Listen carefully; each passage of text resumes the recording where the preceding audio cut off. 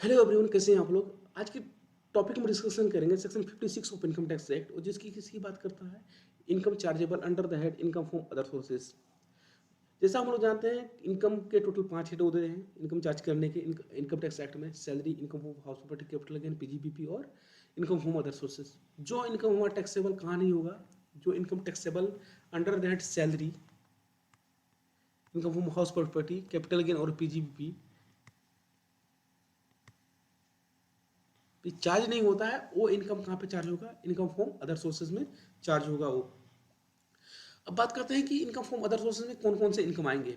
जैसे income from other sources scope इसका बहुत अधिक हो जाता है कि जो income salary under income from house property, capital gain, PGPP में नहीं आता, वो कहाँ चार्ज होता है, under under the head income from house other sources.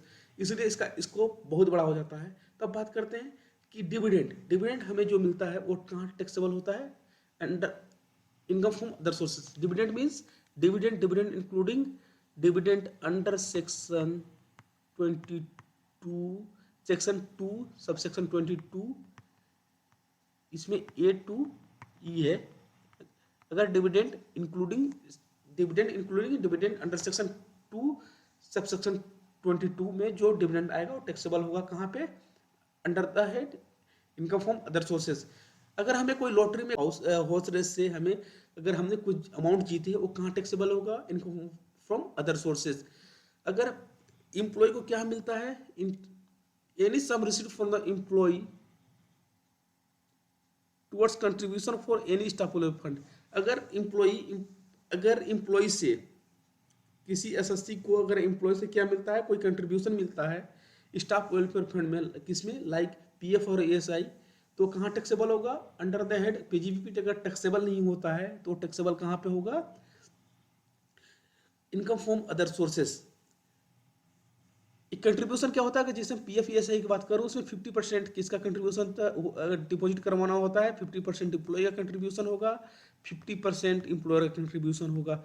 जो एम्प्लॉय का कंट्रीब्यूशन है वो टैक्सेबल, वो कहाँ होता है, रिस्पेक्टिव फंड में डिपॉजिट करवाना होता है। रिस्पेक्टिव फंड मीन्स पीएफ और ईएसआई फंड में उस एम्प्लॉय का डिपॉजिट करवाना होता है। कब, प्रेस्क्राइब जो ड्यू डेट है पीएफ ईएसआई का, मतलब अगले महीने की 15 तारीख तक, मतलब जिसे दिसंबर चल रहा है, दिसंबर 2022, हम इसको डिपॉजिट, अगर दिसंबर का हमने कंट्रीब्यूशन कलेक्ट करा किसका, पीएफ ईएसआई का, एम्प्लॉय का अगर कंट्रीब्यूशन कलेक्ट करा, इसको डिपॉजिट कहाँ करवा कब करवाना होगा, डिपॉजिट करवाना होगा एम्प्लॉय के अकाउंट में। कब तक, 15 जनवरी 2023 तक। अगर हमने डिपॉजिट 15 जनवरी 2023 तक हम एम्प्लॉय के अकाउंट में डिपॉजिट नहीं करवाया पीएफ या ईएसआई अकाउंट में, वो टैक्सेबल हो जाएगा कहाँ पे, under the head.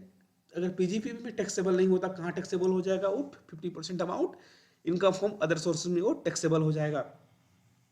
Interest on securities अगर पीजीपीपी में चार्ज नहीं होता तो कहाँ चार्ज होगा, इनकम फ्रॉम अदर सोर्सेज में।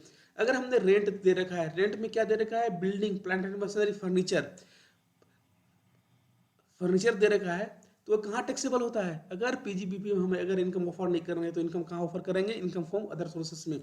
अगर हमें की पेन इंश्योरेंस पॉलिसीज कोई अमाउंट मिलता है, की मेन इंश्योरेंस पॉलिसीज हमें कोई अमाउंट मिलता है, तो अगर PG under the head PGPP और सैलरी में टैक्सेबल नहीं है तो कहाँ पे टैक्सेबल होगा, इनकम फ्रॉम अदर सोर्सेज। अगर हमने लैंड एक्विजिशन पे, अगर गवर्नमेंट के द्वारा क्या हो गया कि हाईवे बनाना है, गवर्नमेंट के द्वारा क्या हुआ, कंपल्सरी लैंड को एक्वायर कर लिया गया, जो हमें कंपनसेशन मिला, जो कंपनसेशन पे जो हमें इंटरेस्ट मिलेगा, इंटरेस्ट कब मिलेगा, गवर्नमेंट को होता है कि एक एक एक उन्होंने समय सीमा तय करते हैं एक्विजिशन केस में कि इस टाइम तक कंपनसेशन मिल जाएगा। अगर उस टाइम लाइन में अगर कंपनसेशन नहीं मिला, उसके बाद मिलता है, तो उस पर इंटरेस्ट चार्ज होता है। इंटरेस्ट वो किसको मिलेगा, जिसका लैंड एक्वायर कंपल्सरी एक्वायर हुआ है गवर्नमेंट के द्वारा, तो उस कैपिटल वो क्या होगा, जो कम इंटरेस्ट मिलेगा कंपनसेशन पे, वो कहाँ टैक्सेबल होगा, under the head other sources. Gift अपने आप में बहुत बड़ा टॉपिक है, डिस्कस करेंगे इसको। तो गिफ्ट भी अपने आप में टैक्स, वो भी टैक्सेबल होगा। अगर हमें गिफ्ट से गिफ्ट मिलता है तो भी टैक्सेबल होगा under the head income from other sources. हमने यहाँ पर बात करी कि जो dividend winning from lottery puzzle, any sum receipt from employ towards contribution of any staff welfare fund, interest on security deposit, rent from letting out plant machinery और furniture, any sum receipt under the game in insurance policy, interest on compensation of compulsory acquisition of capital gain और gift. इसके अलावा total 1 to 8 है। इसमें अगर इसके अलावा कुछ और इनकम है वो भी कहाँ टैक्सेबल होता है? Income from house, income from other sources, जिससे हमें फैमिली पेंशन से कुछ अमाउंट मिलता है, वो भी टैक्सेबल कहाँ होगा? Income from other sources. Interest on bank deposit और बैंक लोन गिवन, वो भी टैक्सेबल कहाँ करेंगे? Under income from other sources. Interest on income tax refund, जो हमें इनकम टैक्स रिफंड पे इंटरेस्ट मिलता है, वो भी कहाँ ऑफर होता है? Income from other sources. जैसे अगर आप लोग अगर इनकम टैक्स रिटर्न फाइल किए होंगे तो आजकल यूटिलिटी खुद उसको ले लेता है, इनकम फ्रॉम अदर, जो भी इंटरेस्ट होगा वो खुद ऑटोमेटिक कहाँ शो होने लगता है? इनकम फ्रॉम अदर सोर्स में वो फॉर्म जो फाइल होता है वहाँ पे शो होने लगेगा, ऑटोमेटिकली ऑटो फिल हो जाता है यहाँ पर। अगर हमने सबलेटिंग ऑफ हाउस प्रॉपर्टी करा है तो भी कहाँ होगा? Income from house property, income from other sources हो जाएगा। सबलेटिंग मीन्स हमने किसी से किराए पे अपना मकान लिया, किराए से मकान लिया, उसको हाउस प्रॉपर्टी को क्या कर दिया? किसी और को किराए पे दे दिया, तो क्या हो जाएगा? वो भी इनकम फ्रॉम हाउस प्रॉपर्टी हो जाएगा। रॉयल्टी इनकम तो ऐसे अंडर द पीजीबीपी आती है। अगर पीजीबीपी का अंडर टैक्सेबल नहीं हुआ तो कहाँ होगा? Income from other sources. Director sitting fee भी टैक्सेबल कहाँ होता है? Income from other sources. Salary of PF, salary बोलना बेकार है यहाँ पे, सैलरी किसका? अलाउंसेस बात करें यहाँ पर, अलाउंसेस होते हैं एमपीएमएलएस को मिलते हैं। अगर अलाउंसेस एमपीएमएलएस को जो मिल रहे हैं वो भी क्या हो जाएगा? यहाँ पर एमपीएमएलए एमएलसी को टैक्सेबल अगर है, मैक्सिमम केसेस में वो 90% केसेस में क्या होता है? एग्जेम्प्ट होते हैं। अगर 10% जो बचता है वो भी टैक्सेबल कहाँ पे होगा? Income from other sources. अब बात करते हैं यहाँ पर कि जो आरबीआई के गाइडलाइन के अकॉर्डिंग जो बैंकिंग कंपनीज है उसको अपने इन्वेस्टमेंट कहाँ होता है? नॉन एसएलआर सिक्योरिटीज में इन्वेस्टमेंट करना होता है। तो जो नॉन एसएलआर सिक्योरिटीज पे जो इंटरेस्ट, इन्वेस्टमेंट पे जो इंटरेस्ट मिलेगा वो टैक्सेबल कहाँ होगा? Under the head PGBP. इसमें इस रिगार्डिंग सीबीडीटी का एक क्लैरिफिकेशन है। क्लैरिफिकेशन में सीबीडीटी ने मेंशन करा कि इसको पढ़ते हैं हम लोग। CBDT clarified that the investment made by the banking concern are part of the banking business of banking. Therefore, income arising from such investment is attributable to the business of banking and chargeable under the head PGBP, not under income from other sources. अब बात करते हैं taxation of gift. Gift पे बात करते हैं, जैसे हमने अभी बात करा था कि गिफ्ट अपने आप में बहुत बड़ा टॉपिक है। अब अगर किसी एम्प्लॉय को अपने एम्प्लॉयर से क्या मिलता है? कोई गिफ्ट मिलता है। अगर due to employer employ relationship, due to किस रिलेशनशिप में? एम्प्लॉयर रिलेशनशिप में अगर किसी एम्प्लॉय को गिफ्ट मिलता है किससे? अपने एम्प्लॉयर से, तो वो कहाँ पे टैक्सेबल होगा? वो टैक्सेबल होगा अंडर द हेड सैलरी। अगर ये गिफ्ट कब मिलता है? अगर ये गिफ्ट मैरिज में मिलता है, एम्प्लॉय के मैरिज में भी मिलता है, तो वो भी कहाँ टैक्सेबल होगा?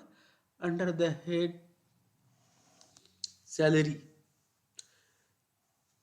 अगर कोई बिजनेस रिलेशन के कारण, अगर बिजनेस रिलेशन के कारण कोई किसी को गिफ्ट, बेनिफिट या परक्यूजिट्स मिलता है, तो भी क्या होगा? वो टैक्सेबल कहाँ होगा? Under the head PGBP, under section 28 में।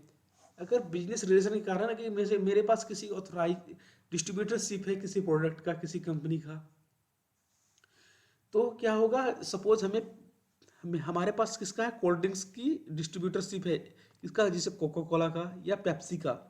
अगर पेप्सी वालों से हमें क्या मिलता है? कोई गिफ्ट मिलता है, कोई बेनिफिट मिलता है कि या कोई परक्यूजिट्स मिलता है, तो टैक्सेबल कहाँ होगा? Under the head PGBP. इसके अलावा अगर कोई तीसरा गिफ्ट मिलता है वो कहाँ टैक्सेबल होगा? Income from other sources. अगर कोई इनकम फ्रॉम अदर सोर्सेज में टैक्सेबल होगा, सब्जेक्ट टू कुछ गिफ्ट ऐसे हैं जो टैक्सेबल नहीं होते, वो हमेशा एग्जेम्प्ट होते हैं। जैसे हमें किसी रिलेटिव से कोई गिफ्ट मिला, रिलेटिव मीन्स, रिलेटिव किसको बोलेंगे? इनकम टैक्स में रिलेटिव डिफाइंड है। रिलेटिव हमें किसको बोलना है? एक्सपेक्टेड रिलेटिव नहीं, जो मतलब जो रिलेटिव का डिफिनेशन है रिलेटिव में, मतलब रिलेटिव कौन कौन आएगा यहाँ पर? इन केस ऑफ इंडिविजुअल की बात करें यहाँ पर, spouse of the individual, brother and sister of individual, brother and sister of the spouse of the individual, brother and sister of other parents of the individual, any linear और ascendant or descendant of the individual, any linear ascendant or descendant of the spouse of the individual, spouse of person referred in item B to F. B to F में क्या हो जाएगा, brother and sister of the individual, brother and sister of the spouse of the individual, brother and sister either of parents of the individual, any linear ascendant descendant, any linear ascendant descendant of the spouse of the individual। ये क्या आ जाएंगे, हमारे relative की definition में आता है। यहाँ पर एक्सपेक्टेड रिलेटिव की बात नहीं कर रहा है, जो डिफिनेशन दे रखा है इनकम टैक्स एक्ट में उसकी बात करते हैं हम। अगर उससे हमें कोई गिफ्ट मिलता है तो वो टैक्सेबल नहीं होगा। अगर हमें marriage on the occasion of marriage हमें कोई गिफ्ट मिलता है वो भी टैक्सेबल नहीं होता है। अंडर इनकम टैक्स एक्ट में वो भी टैक्सेबल नहीं होता है। अगर हमें बाय विल और बाय इनहेरिटेंस हमें कोई प्रॉपर्टी मिलती है अंडर द विल या बाय वे ऑफ इनहेरिटेंस कोई हमें प्रॉपर्टी मिलती है वो भी टैक्सेबल नहीं होगा। अगर हमें हॉस्पिटल या मेडिकल इंस्टीट्यूशन से हमें कोई गिफ्ट मिलता है तो वो भी टैक्सेबल नहीं होगा। अगर हमें यूनिवर्सिटी या कोई एजुकेशनल इंस्टीट्यूशन से हमें क्या मिलता है, कोई गिफ्ट मिलता है वो भी टैक्सेबल नहीं होगा। हमें क्या तो trust registered under section 12A और 12AB से हमें कोई गिफ्ट मिलता है वो भी टैक्सेबल नहीं होगा। Local authority defined under section 10 sub section 20, इसमें क्या आता है, लोकल अथॉरिटी में पंचायत हो गया, म्युनिसिपल कॉर्पोरेशन हो गया, कैंटोनमेंट बोर्ड हो गया।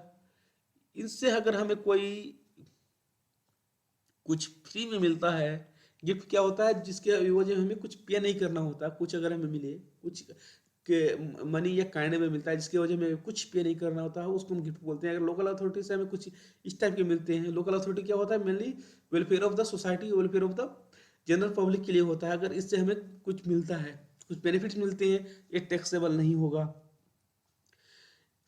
Income from a gift from an individual by a trust created solely for the benefit of the relative of individual, ये भी टैक्सेबल नहीं होगा। तो क्या होगा, any fund, trust, hospital, medical institution, university, educational institution referred in section 10 sub section 23, ये भी taxable हमें नहीं होगा।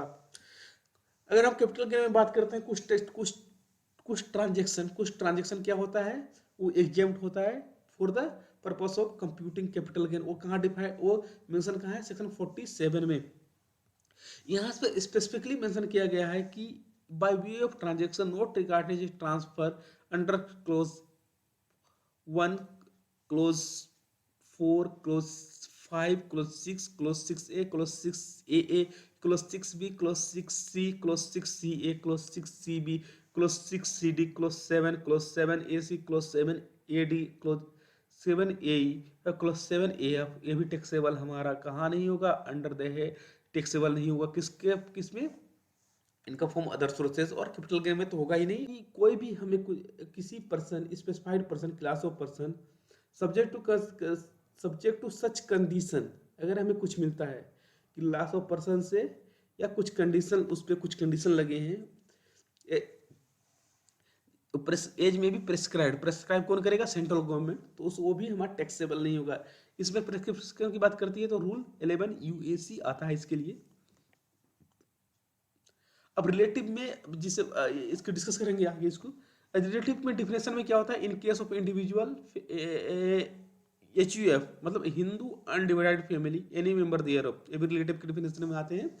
इससे भी कोई अगर आपस में ही मतलब अगर HUF के मेंबर आपस में कोई ट्रांजेक्शन करते हैं या कुछ गिफ्ट देते हैं किसी को तो भी एग्जेम्प्ट होता है, टैक्सेबल नहीं होगा, वो भी रिलेटिव के डिफिनेशन में आता है। अब हमने बात करी थी class of person subject to such condition as में भी प्रेस्क्राइब्ड। अब CBDT ने बाय नोटिफिकेशन नंबर 40/2020 में कुछ ट्रांजेक्शन को क्या करा था, एग्जेम्प्ट करा था। वो क्या है, जैसे दिल्ली NCR की, दिल्ली की बात करूं तो दिल्ली में सेंट्रल गवर्नमेंट ने, दिल्ली में जितने लैंड है वो किसके अंडर आते हैं, सेंट्रल गवर्नमेंट के अंडर आते हैं। जो दिल्ली के जितने भी लैंड हैं, जो एरिया है, लैंड का एरिया है, वो किसके अंडर आता है, सेंट्रल गवर्नमेंट के अंदर आता है। इसमें जो भी अनऑथोराइज कॉलोनियां हैं तो दिल्ली में जो भी अनऑथराइज कॉलोनी है उसको ने सेंट्रल गवर्नमेंट क्या करा था, रेगुलराइज करा था 2020 में। रेगुलराइज करने के बाद उनको क्या हो गया था, मतलब उनको लीगल राइट मिल गया था उस प्रॉपर्टी का, जहाँ पर जिसका घर है, जिसका जहाँ पर मकान है उसको मतलब ऑथराइज हो गए वो, उसको ओनरशिप मिल गया। ओनरशिप तो हालांकि पहले से था, मतलब उसको ऑथराइज हो गया किसके द्वारा, रेगुलराइज किसके द्वारा हो गया, सेंट्रल गवर्नमेंट के द्वारा।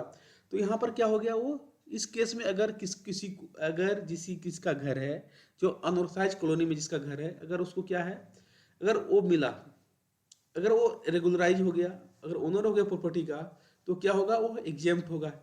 इसके लिए डिस्कस करेंगे।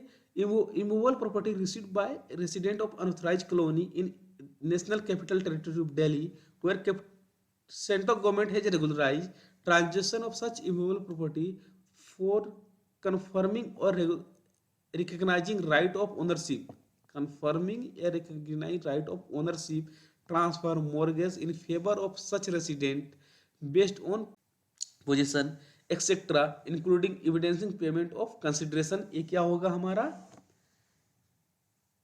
टैक्सेबल नहीं होगा। इसको स्पेसिफिकली इन्होंने क्या करा है, इसको एग्जेम्प्ट करा है बाय नोटिफिकेशन नंबर 40/2020 में।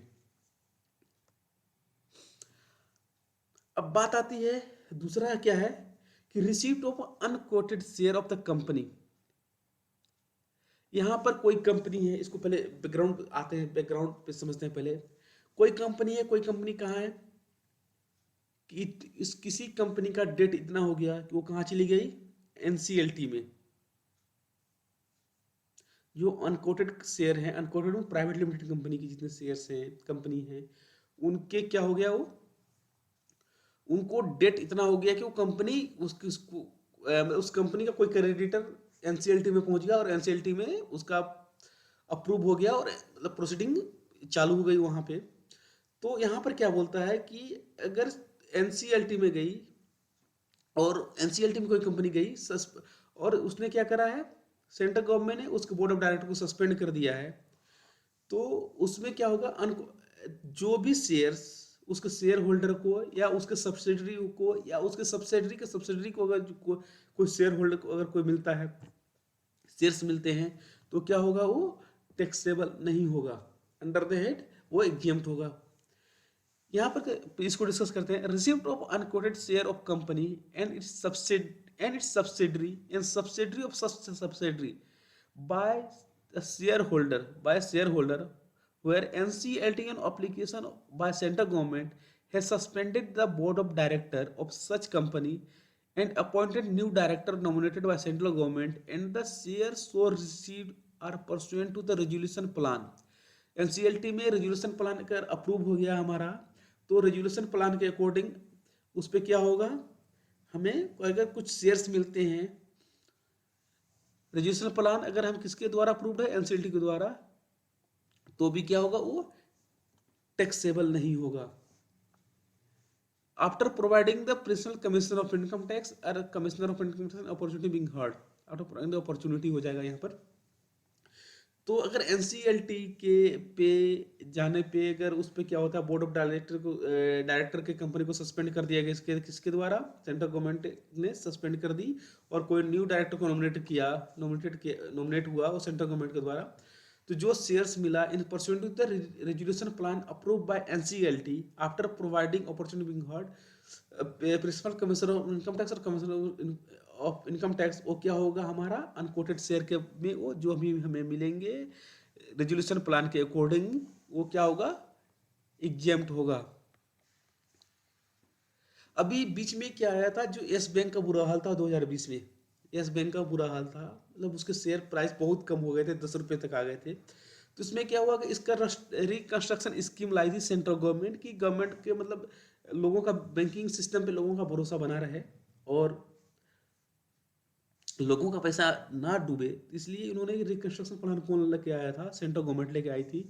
अगर equity share of share limited received by investor as per the Yes Bank limited reconstruction scheme, वो भी टैक्सेबल नहीं होगा, वो भी टैक्सेबल नहीं होगा। अगर equity share of the public sector company received by a person from the central government or any state government under strategic disinvestment, ये भी टैक्सेबल नहीं होगा। अब बात करते हैं अमेंडमेंट की। एक फाइनेंस एक्ट 2022 में एक अमेंडमेंट आया, वो अप्लीकेबल कहाँ है? 1/4/2020 से एक अमेंडमेंट आया 2000 फाइनेंस एक्ट 2020 में, 2000 फाइनेंस एक्ट 2022 में। उसमें क्या आया? एक वो अमेंडमेंट कहाँ से इफेक्टिव है? अमेंडमेंट इफेक्टिव है 1/4/2020 से इफेक्टिव है वो अमेंडमेंट। उसमें क्या बोलता है कि अमेंडमेंट क्या है कि अगर कोविड, अभी तो पूरा मतलब वर्ल्ड वाइड इससे इफेक्टेड, पूरी दुनिया थी इससे इफेक्टेड थी, तो कोविड से रिलेटेड क्या अमेंडमेंट है कि कोई फैमिली मेंबर को, किसी इंडिविजुअल को क्या होता है, कोविड पे जो खर्चे होते, कोविड के इलाज पे जो खर्चे होते हैं, अगर उसको कोई खर्चे से मिलता है, बात करते हैं यहाँ पर, N individual from any person, an individual from any person in respect of any expenditure actually incurred by him on medical treatment or treatment of any member of his family for any illness to COVID-19 subject to condition notified by central government। अगर किसी भी व्यक्ति का अगर या उसके family member के Covid के इलाज के लिए कुछ पैसे मिले किसी पर्सन से, वो क्या होगा? टैक्सेबल नहीं होगा। कोविड के इलाज के लिए कोई पैसे मिले किसी पर्सन से तो टैक्सेबल नहीं होगा बाय एन इंडिविजुअल। अमेंडमेंट काफ़ी इंपॉर्टेंट अमेंडमेंट है इनकम टैक्स एक्ट में for the exam point of view से। तो एनी, इसको दोबारा रिपीट करते हैं, an individual, by an individual from any person in respect of any expenditure actually incurred by him on his medical treatment or treatment of any member of his family for any illness to COVID-19 subject to condition notified by central government. हमें Covid के इलाज के लिए जो भी पैसे मिले वो टैक्सेबल होंगे ही नहीं होंगे। अगर कोविड में डेथ रेशियो बहुत हाई था, तो उसमें क्या हुआ कि डेथ रेशियो हाई कारण कितनी कंपनियां क्या करती थी, अपने अगर एम्प्लॉय के डेथ पे क्या करती थी, उस कंपनसेट करती थी उसको, क्या नाम, उस फैमिली मेंबर को। तो उस पर क्या हुआ कि अगर कोई एम्प्लॉयर क्या है, किसी फैमिली मेंबर को, किसी एम्प्लॉय के डेथ पे उसके फैमिली मेंबर को कोई एम्प्लॉयर, मतलब कोई एम्प्लॉयर उस कोई अमाउंट पे करता है एज ए कंपनसेशन बोल दीजिए, या मतलब उस फैमिली के देखभाल के लिए कुछ अमाउंट पे करता है, तो क्या होगा? टैक्सेबल नहीं होगा। टैक्सेबल नहीं होगा without any limit. Suppose mister A हैं, एम्प्लॉई हैं एबीसी में, टाटा लिमिटेड, टाटा ग्रुप में कोई एम्प्लॉई हैं। इनकी डेथ के बाद क्या हो गया? तो कोविड के डेथ के कारण इनको टाटा वालों ने इनको पे कर दिया, इनकी फैमिली मेंबर को। इनकी डेथ के कोविड के कारण मिस्टर ए की डेथ हो गई, और टाटा कंपनी की तरफ से इनको क्या हो गया? टाटा मोटर के या जो भी टाटा ग्रुप की कंपनी है, इनको क्या मिला? इनके फैमिली मेंबर को कुछ अमाउंट मिला विदाउट एनी लिमिट। इस पर लिमिट कैपिंग नहीं है, वो क्या होगा? टैक्सेबल नहीं होगा। या किसी अदर कोई कोई ये में बात करी हमने एम्प्लॉयर की। अगर किसी एम्प्लॉयर का रिलेशनशिप नहीं है, किसी थर्ड पार्टी से हमें कोई कंपनसेशन मिलता है, कंपनसेशन फैमिली में, कंपनसेशन तो नहीं, कोई फैमिली मेंबर कुछ अमाउंट मिलता है किसी डेथ के कारण, तो भी टैक्सेबल नहीं होगा। वहां पे to the extent of 10 lakh रुपए तक ये टैक्सेबल नहीं होगा। इसको समझते हैं दोबारा। Any from any person by a family member of, by a member of the family और deceased person from any other person और person to the extent such sum और aggregate such sum 10 lakh rupees. अच्छा, किसी person से या aggregate, मतलब 10 लोगों ने मतलब यहाँ पे कंट्रीब्यूशन दे दिया। एग्रीगेट की बात करता है किसी पर्सन से, या मतलब एग्रीगेट की बात करता है, या सिंगल ट्रांजेक्शन की बात करता है, मतलब वो 10 लाख से अधिक नहीं होनी चाहिए। एग्रीगेट मीन्स एग्रीगेशन कब होगा करेंगे, या 10 लोग या कुछ लोगों ने कंट्रीब्यूशन दे दी कि इस फैमिली को संभालना है, जो जिसकी डेथ हुई है वो फैमिली का हेड था, उसके अलावा कोई कोई अर्निंग पर्सन नहीं था, तो मतलब कुछ कंट्रीब्यूशन आ गया 10 लोगों से, तो वो भी एग्रीगेट करेंगे हम लोग यहाँ पर, वो भी where a cause of death such person is illness related to COVID-19. A payment is received within 12 months from the death of the such person. Death किसके कारण हुई है? कोविड के कारण हुई है। और जब डेथ कोविड के कारण हुई है, कोविड की बीमारी के कारण हुई है, तो पेमेंट कब तक मिलना चाहिए? 12, उसके जब डेथ हुआ है उसके उसके विदिन 12 मंथ्स उस पेमेंट को मिल जाना चाहिए। किसको? फैमिली मेंबर को। उसके बाद कर क्या कहता है, subject to such other condition notified by central government. उसके बाद कुछ और कंडीशन सेंट्रल गवर्नमेंट ने लगा दिया। फैमिली मेंबर में कौन आ जाएगा? Family means spouse, children, dependent relatives, parents, brother sister, ये आ जाएंगे आपके फैमिली मेंबर में। अब कंडीशन क्या है? कंडीशन ए है कि death of the individual should be within 6 months from the date if testing positive. Death कब हुआ? जिस दिन उसको, कंडीशन क्या है कि जिस दिन इंडिविजुअल की डेथ हुई वो कब हुआ? 6 महीने के अंदर डेथ होगी जब से उसको कोविड पॉजिटिव का रिपोर्ट आया था, या from the date of being clinically determined as a COVID-19 case for which any sum of money has been received by family member. मतलब 6 महीने के अंदर उसके टेस्ट, जिस दिन टेस्ट हुआ उसके टेस्ट कोविड पॉजिटिव होने के विदिन 6 मंथ उसको डेथ हो गई, या जिस दिन क्लिनिकली डिटरमिन हो गया कोविड पॉजिटिव, तो क्या हो जाएगा? वो कंडीशन हो गया कि वो भी इस कंडीशन में होनी चाहिए। आगे हो गया क्या कि उसके फैमिली मेंबर क्या करेंगे? तो family member of the individual shall keep a record of the following documents: COVID-19 positive report of the individual or medical report if clinically determined to be COVID-19 through the investigation in hospital or in patient facility by treating physician। और दूसरा क्या हो गया कि उसको Covid report, positive report record रखना पड़ेगा family member को। दूसरा क्या है कि मेडिकल रिपोर्ट और death certificate issued by medical practitioner or a government civil registration office, and in which it is stated that the death of the person is related to coronavirus disease। अगर corona virus से related हो, death certificate या medical report होनी चाहिए उसके family member के पास।